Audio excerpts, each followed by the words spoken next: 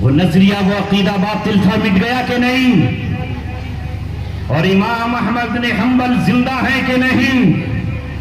تاریخ میں زندہ ہے، کتابوں میں زندہ ہے، مسند احمد میں زندہ ہے، اور آج میری اور آپ کی زبان اور دلوں میں زندہ ہے۔ اس لیے ہمیشہ حق کے ساتھ چمٹ جاؤ۔ دنیا میں کوئی باطل کبھی زندہ نہیں رہ سکتا ہے، نہیں رہ سکتا ہے، نہیں رہ سکتا ہے، سوائے اس کے کہ وہ حق کے ساتھ تھوڑی سی دوستی کر لے اور حق سے چمٹ جائے۔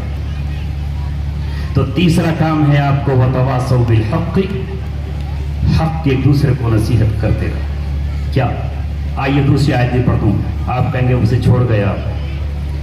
اللہ نے صحابہ رضی اللہ عنہم کے بارے میں کہا اور دنیا بھر کو یہ بتایا کہ میرے صحابہ کون ہیں؟ الذین ان مکناہم فی الارض، اگر ہم ان کو زمین پہ طاقت بھی دے دیتے ہیں، ان کو غلبہ عطا کر دیتے ہیں، تو جانتے ہو کہ یہ کیا کریں گے؟ کیا کریں گے؟ بتا دوں، الذین ان مکناہم فی الارض، اگر ہم ان کو زمین پہ قوت اور طاقت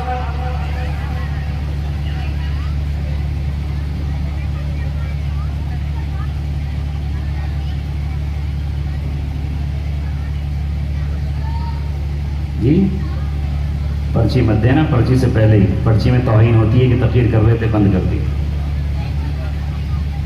ہے نا، پرچی سے پہلے ہی بند کر دیں گے۔ جی آپ گھبرا کیوں رہے ہیں کہ میں 50 منٹ بولوں گا؟ یہ سوچ رہے ہیں 50 منٹ بولوں، آپ سنا دیجئے کہ اس آیت کا مطلب میں چھوڑ دیتا ہوں۔ پوچھ لو ان سے، مجمع سے، یہ نہ سنے تو کس کو سناؤ گے؟ یہ مجھے ہی سننے اپنی کرسیاں چھوڑ کے آئے۔ قاری صاحب آپ بیٹھے ہوتے تو نہیں آتے ہی ہے۔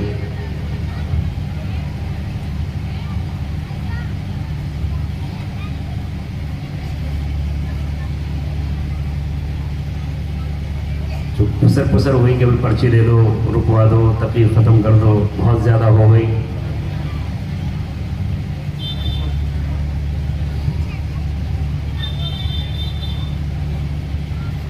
الذین ان مکناہم فی الارض، چھوڑ دیتا ہوں اس آیت، قاری صاحب کریں گے ترجمہ، چھوڑ دو۔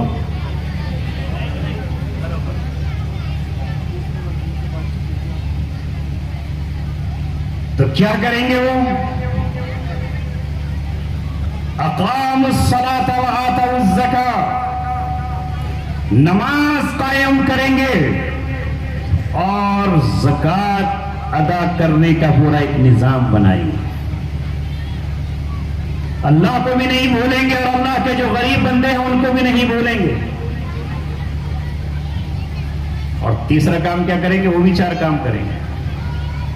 تیسرا کام وَأَمَرُوا بِالْمَعْرُوفِ، اور اچھائیوں کا آرڈر اور حکم کریں گے، وَنَهَوْا عَنِ الْمُنْكَرِ، اور برائیوں سے روکیں گے۔ یہ 4 کام انجام دیں گے اور ڈریں گے نہیں کسی سے بھی، گھبرائیں گے نہیں کسی سے بھی۔ اللہ نے کہا اور صحابہ نے اس کو کر دکھایا۔ مگر آج کے مسلمان، وہ کسی بھی خطے کے ہوں، ذرا اندازہ لگائیے، جب انہیں قوت اور طاقت مل رہی ہے تو وہ کیا کر رہے ہیں؟ وہ کیا کر رہے ہیں؟ کیا وہ امر بالمعروف کر رہے ہیں؟ حکومت کے کیا بادشاہ نہیں ہیں آج؟ چھوڑو غیروں کو، تمہارے اپنے 55 اور 56 مسلمان بادشاہ ہیں، جب انہیں طاقت اور قوت مل رہی ہے تو وہ کیا کر رہے ہیں؟ کیا وہ ظلم اور ستم نہیں کر رہے؟ کیا انہوں نے اپنی سرزمین پر شرابوں کے جام اور شرابوں کے اڈے نہیں قائم کیے ہوئے ہیں؟ کیا انہوں نے ناچنے گانے والیاں اپنے یہاں قائم نہیں کی ہوئی ہیں؟ کیا ان کے سنیما ہال قائم نہیں ہیں؟ کون سا ملک ہے جس کے یہاں سودی نظام نہیں چل رہا ہے اور پھر چاہتے ہیں کہ اللہ تبارک و تعالیٰ نے عزت و سرخروئی عطا فرمائے؟ نہیں، اللہ تبارک و تعالیٰ ان کو بھی ذلیل کرے گا، اور اس وقت تک ذلیل کرے گا جب تک کہ وہاں تک نہیں آ جاتے جہاں قرآن انہیں چاہتا ہے۔ مگر جب یہ کریں گے تو پھر اس پر صبر کرنا پڑے گا، जिस्म पर कोड़े भी पड़ सकते हैं और जिस्म पर आंवले भी पड़ सकते हैं, पैरों में छाले भी पड़ सकते हैं और नाज़ो नियम से महरूम भी किया जाता है। फिर दस्तरखान सजेंगे नहीं, रोटियों से महरूम किया जा सकता है। फिर सीख के कबाब और खुशबुएं उठती हुई मुरक्कल ग़िज़ाएं नहीं होंगी। फिर वो चीजें होंगी जो एक कुर्बानी देने वाली कौम को देना पड़ती है। एक हदीस सुना करके बात को खत्म कर रहा हूं। आज मुझे और आपको सबको नाज तो है कि हम मुसलमान हैं, हमारे पास कुरान है। नहीं मेरे अजीज दोस्तों, सब कुछ है मगर हकीकत नहीं। अल्लाह के रसूल फरमाते यूशिकु अन यअतिया अलन नासि ज़मानुन, डर है, खौफ है इस बात का कि मेरी उम्मत पर ऐसा जमाना आ जाएगा, लोगों पर ऐसा जमाना आ जाएगा, ला यबका मिनल इस्लामी इल्ला इस्मुह, कि इस्लाम का सिर्फ नाम रह जाएगा। वला यबका मिनल कुरानी इल्ला रस्मुह, और कुरान के महज रस्म और उसके हरूफ रह जाएंगे। अल्लाह, कल मैं पढ़ रहा था कारी तय्यब साहब के भाई मोहतरम हाफिज ताहिर साहब को एक किताब लिखी उन्होंने, जादू की हकीकत। उसमें उन्होंने बड़ी पते की बात कही, मेरा दिल और उसके बंद दरवाजे खुल गए। उन्होंने कहा कि कुरान का नूर उठ जाएगा, आखिरी क़यामत के करीब कुरान का नूर उठा लिया जाएगा और उसके नक्श नूरानी नहीं रहेंगे। तो जिस तरह कल एक मुसलमान था जिसके बारे में अल्लामा इकबाल ने कहा, जिसकी हैबत से सनम सुने हुए रहते थे, मुंह के बल गिर के हु अल्लाहु अहद कहते थे, वो आज खत्म है। इसलिए कि मुसलमान सिर्फ नाम का मुसलमान है, नाम उसका अब्दुल्ला है, लेकिन सर से पैर तक अब्दुल्ला जैसी सिफात नजर नहीं आती। नाम उसका उमर है, लेकिन उसमें हजरत उमर जैसी खसरत कहाँ है। नाम उसका बिलाल है, लेकिन मस्जिद की मेराब पे खड़ा कर दो तो अजान देने के काबिल नहीं है। लिहाजा आज हाल ये है कि इस्लाम का सिर्फ नाम रह गया है, हम नाम के मुसलमान हैं और कुरान तो हमारे घरों में है, लेकिन उसकी नूरानियत से हमारे दिल क्यों मुनव्वर नहीं हो। उसके आगे की सुनाऊं? आगे फरमाया मसाजिदुहुम आमिरा वहिय खराबुम मिनल हुदा, मस्जिदें उनकी आबाद होंगी, मस्जिदें भरी नजर आएंगी लेकिन हिदायत से खाली होंगी। आज बड़े बड़े शहरों में आप चले जाइए, दिल्ली में और दीगर मकामात पर, वहां मस्जिदें आपको भरी नजर आएंगी। अगर आप इकामत के बाद थोड़ी देर जाए तो ऊपर की छत पे नजर आएगी वही खराबुम मिनल हुदा, लेकिन वो हिदायत से महरूम होंगी, हिदायत मस्जिदों में नहीं होगी। और उससे आगे की सुनो, ये बात है बहुत आगे की, इसी पर सब्र करना, उसी पर अपनों को बेगानों को मुखालिफ बना लेना है। वह उलमाउहुम शिरारुम मन तहत अदीमिस समा, उनके उलमा नीले आसमान की छत के नीचे बदतरीन मखलूक होंगे। मिन इंदिहिम तखरुजुल फितनतु व फीहिम तऊदु, फितने इन्हीं से उठेंगे और इन्हीं की तरफ लौट कर आएंगे। अल्लाह अकबर। वो जहां से हिदायत मिलना चाहिए थी, जो हक के अलमबरदार हो जाना चाहिए थे, जिनके माथे पर हक के खिलाफ उठने वाली आवाज पर, पेशानियों पर बल पड़ जाने चाहिए थे, वो अल्लाह उनको इल्म देगा, लेकिन वो इल्म फितने के लिए होंगे।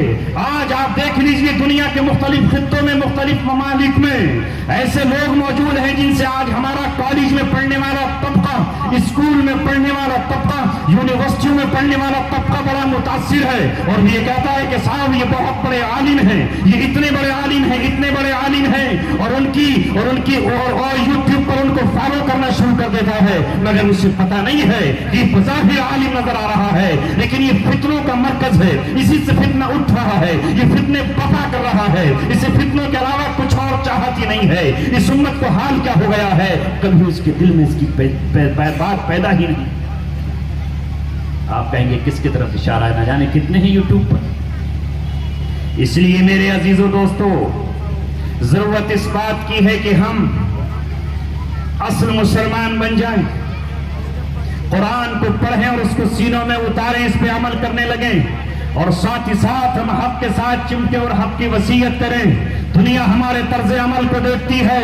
ہم اس بات کی پرواہ نہ کریں کہ اگر ہم نے امیروں کی جوتیاں سیدھی نہیں کی تو ہمارے دامن پہ پیوند لگ جائے گا.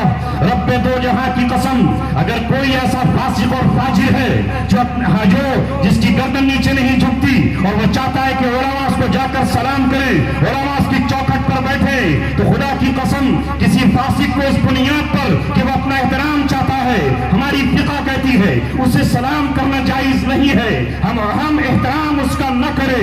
حضرت نبی پاک صلی اللہ علیہ وسلم فاسقین کا نماز جنازہ تک نہیں پڑھاتے تھے, اور حضرت عمر بن خطاب رضی اللہ تعالیٰ فاسقوں کی نماز جنازہ نہیں پڑھاتے تھے.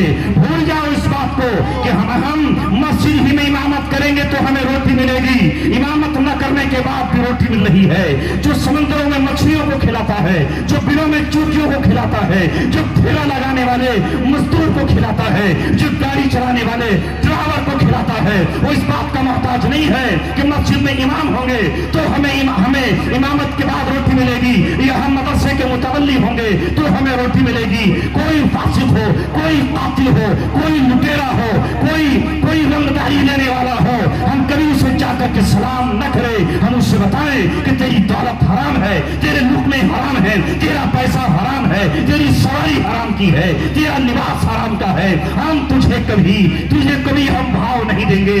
ہم جائیں گے ان کے پاس جن کے پاس رہنے کو چھت بھی نہیں ہے, اور وہ جھوپڑیوں میں رہتے ہیں, اس لیے کہ ہمارا رہبر و رہنما محمد رسول اللہ جھوپڑی میں رہتے تھے. حضرت بلال جھوپڑی میں رہتے تھے, عمار بن یاسر جھوپڑی میں رہتے تھے, اور صحابہ کرام قالینوں پر نہیں سوتے تھے بلکہ چٹائی پر. نعرہ تکبیر, نعرہ تکبیر. مفتی عبدالسمیع صاحب, مفتی عبدالسمیع صاحب, علماء دیوبند, علماء دیوبند. یہی پیغام تھا مولانا قاسم نانوتوی کا جب انہوں نے 1866 میں دارالعلوم دیوبند کی بنیاد رکھی, تو انہوں نے کہا کہ دارالعلوم دیوبند کسی سرمایہ دار کے پیسے پر مت چلانا, کسی رئیس کی دولت پر مت چلانا, اس کے لیے کوئی خاص پراپرٹی مت بنانا, بلکہ اس کو کسی غریب اور کسی فقیر اور کسی مزدور اور کسی بیوہ کے پیسوں پر چلانا, اسی کو چندہ کہا گیا. امیروں کے قدموں میں مت جانا. لہذا یہی وجہ تھی کہ جب ہندوستان میں ہمارے علماء کرام اس سیاست سے دور رہتے تھے اور ان امیروں اور ان ایم ایل اور ان ایم پیوں, ان بادشاہوں سے دور رہا کرتے تھے, ان کے اندر شان تھی خواجہ نظام الدین اولیاء کی, ان کے اندر شان تھی کس کی؟ حضرت مجدد الفسانی رحمت اللہ علیہ کی, جو جہانگیر کے سامنے بھی نہیں جھکا تھا اور جہانگیر کی چوکھٹ پر اس نے سجدہ نہیں کیا تھا. ہاں وہ خواجہ معین الدین چشتی اجمیری رحمت اللہ علیہ کے وارث تھے, وہ حضرت شاہ ولی اللہ کے وارث تھے, جنہوں نے حکومتوں کو پلٹ کر بھی نہیں دیکھا تھا. مگر آج ہمارے ہاتھ میں جب کاسہ گدائی آیا ہے اور ہمارے ہاتھ میں جب بھیک کا پیالہ آیا ہے, تو ہم سوچتے ہیں کہ اگر ہم کسی ایم پی کو دعوت دے دیں تو اس ایم پی کے مال سے ہمارا مدرسہ چمک جائے گا, اس ایم پی کی دولت سے ہمارا مدرسہ چمک جائے گا, ہماری مسجد چمک جائے گی. یاد رکھیے وہ مسجد جو حلال کے پیسوں سے بنی ہوئی ہو اس مسجد سے 1000 گنا افضل ہے. وہ ایک سجدہ جو حلال پیسے سے بنی ہوئی مسجد میں کیا جائے گا, حرام کی دولت سے بنی ہوئی سنگ مرمر کی ہزاروں سجدوں سے افضل اور برتر.